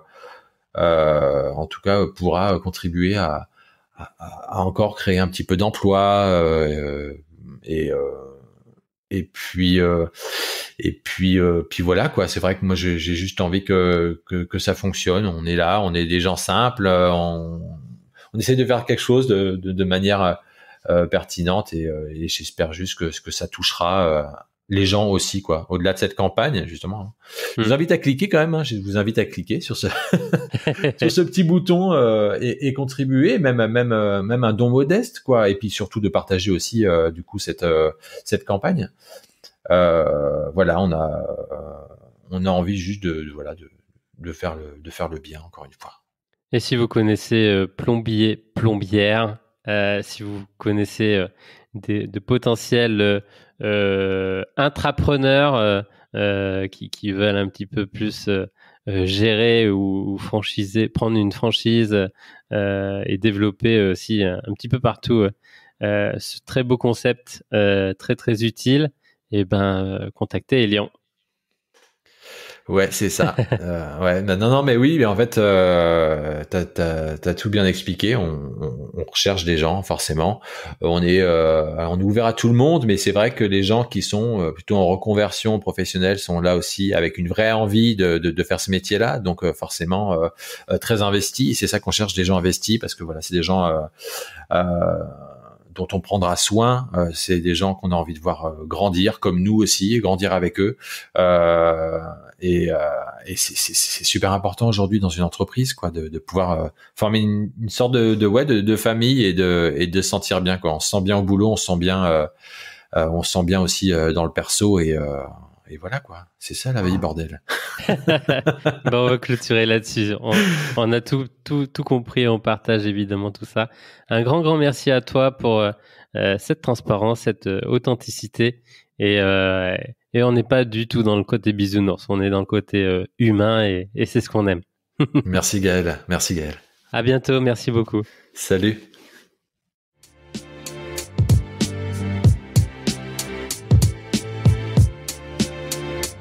Merci d'avoir écouté un nouvel épisode d'Aventure Humaine. Partage-le, note-le 5 étoiles et commente-le sur Apple Podcast. Ça nous permet de vraiment progresser dans les classements. Et comme disent nos amis québécois, chaque témoignage serait grandement apprécié. On te retrouve donc vendredi prochain pour découvrir le portrait et le parcours d'un nouvel aventurier de la vie. D'ici là, prends soin de toi.